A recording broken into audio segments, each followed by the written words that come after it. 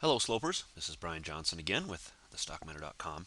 I'm here to do a quick video for you. I want to give you some setups. In the last, certainly few hours or so, we have been watching what is amounting to a basically sideways market. So in the meantime, that gives traders a lot of extra time to look at charts and maybe prepare themselves for the next move.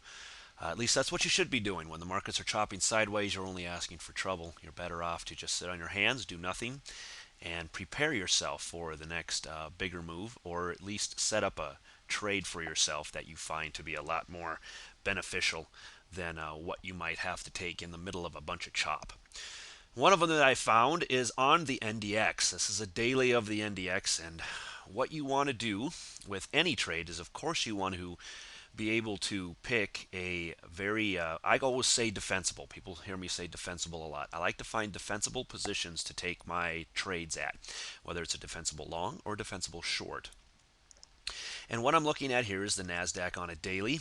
First thing that pops out to me, obviously, is that we're seeing a potential shoulder with a head. Maybe this is forming the right shoulder. A break of this neckline down here would take us further down.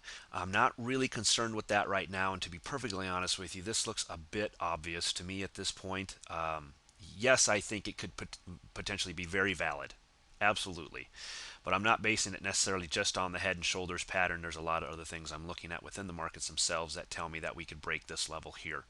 However, this is a very simple way to watch it. So be watching the head and shoulders pattern. Now, where do we get in? What are we looking for? Well, ultimately, what I like to find is you'll see that we broke this channel line here back a few days, and I love to see retests of those type of things. Here we are about to retest the lower channel. Right now we're battling with the 20-day moving average.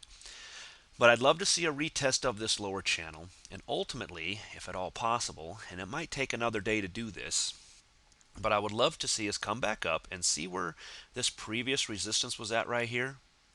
If you can get a trade anywhere around a confluence of support or resistance, you are obviously much better off. We play a probabilities game, and the way to win this game is to stack the probabilities in your favor. Nothing's 100%. So by finding a confluence of support or resistance at places, taking the trades there, you obviously increase your opportunities for a successful trade. And this could be potentially setting up for us today. If we could reach this area here, that combined with this previous channel line here, at that mark would make for what I would call a very defensible short position.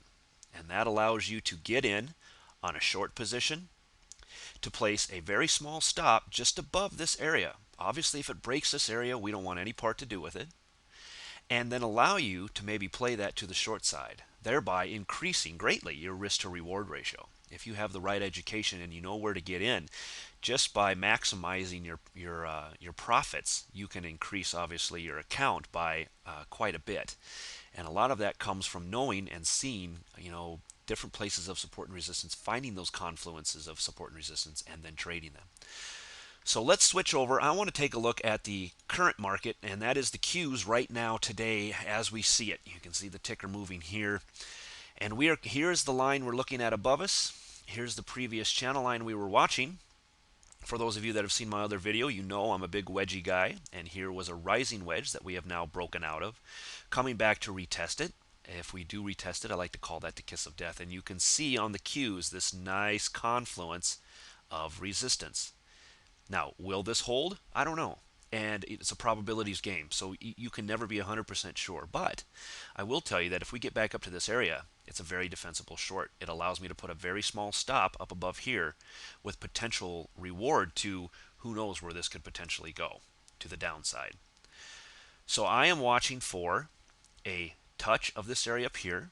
If we go back to this candle here at the very top, I love that I'm seeing an increase in participation here. And as you'll notice, as we pull back, I'm seeing a decrease on the volume side that direction, which makes this pattern and this particular setup, just like my wife, absolutely gorgeous. Man, that's brownie points. I won't have to do any cleaning for a week after that one. So be watching this going forward, guys. This should transpire, I would guess, maybe within the next hour, maybe within the next day or two. Maybe it doesn't. Maybe it stops right here at the 20 and it turns around. But certainly be watching this. Have it marked on your charts. This could be a very defensible place to get yourself short in the market if you're not already short, and you're maybe a little bit unsure about where to get short. So I hope you guys can find some value in this. And I look forward to doing another one of these very soon for you. Thanks. Bye.